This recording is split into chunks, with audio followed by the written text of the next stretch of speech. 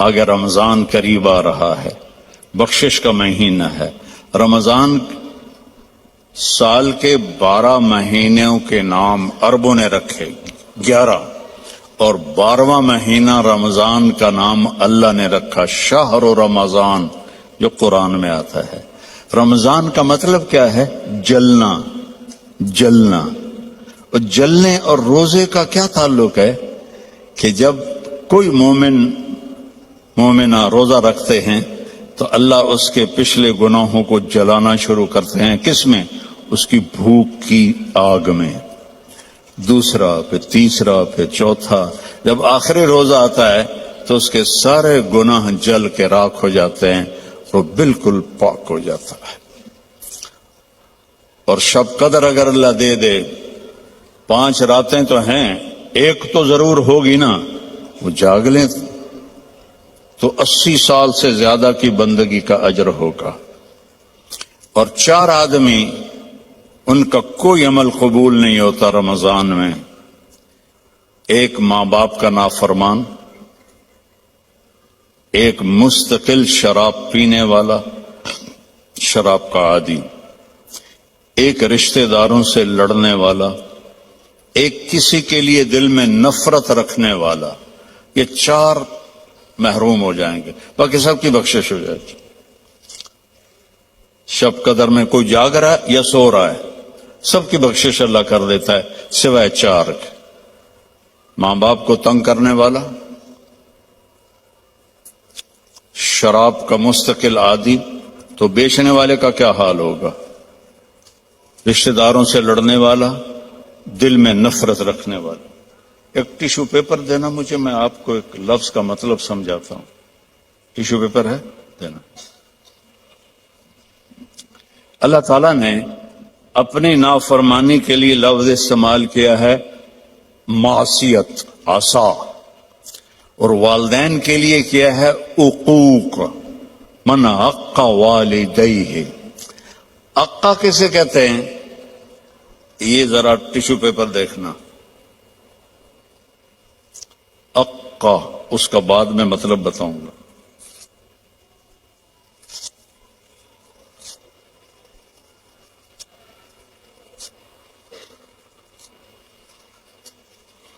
اب یہ جڑ سکتا ہے؟ کیسے پرزے ہو گیا ہے؟ جو والدین کو اتنا تنگ کرے کہ ان کا دل ایسے پرزے ہو جائے۔ عقا کا لفظ اپنے لیے اللہ نے کہا ہے نافرمانی، اور والدین کے لیے کہا ہے دل کو چیر کے رکھ دینا، دل کو چیر کے رکھ دینا۔ اللہ کے واسطے اپنی ماؤں کی زندگی کو غنیمت جانو، اپنے باپ کی زندگی کو غنیمت جانو، ان کی کڑوی بھی سہ لو، ان کی میٹھی بھی سہ لو، تو آپ کے لیے جنت کا راستہ اللہ آسان کر دے گا۔ ایک آخری حدیث سناتا ہوں، پہلے سنائی تھی، جو باوضو رہے گا اللہ اس کا رزق بڑھائے گا۔ اب آخر میں حدیث یاد آ گیا، آپ نے فرمایا جو یہ چاہے اس کی زندگی لمبی ہو۔ کون نہیں چاہتا؟ 80 سال والا بھی کہہ رہا تھا دعا کرو اللہ حیاتی دے وے، پترا کرے دن بابا بس بھی کر اگاں جا، وہ پھر بھی کہتا ہے دعا کرو اللہ زندگی دے، صحت والی دے۔ ٹھیک ہے، کون نہیں چاہتا؟ جو یہ چاہے اس کی زندگی لمبی ہو اور اس کا رزق بڑھ جائے، اور مرنے کے بعد اس کا نام بھی زندہ رہے، ماں باپ کی خدمت کرے اور رشتہ داروں سے اچھا سلوک کرے۔ یہ وہ ٹپس ہیں جو میں آپ کو اپنے نبی کی زندگی سے نکال کے دے کے جا رہا ہوں۔ احباب جمع ہے میر، حال دل کہہ لے، پھر التفات دلے دوستاں، رہے نہ رہے۔ میرے ذمہ تو تھا کہ دیانتداری کے ساتھ آپ کو میں اللہ اس کے رسول کی زندگی کے وہ اصول بتا دوں جس سے آپ خوشحال زندگی گزار سکتے ہیں۔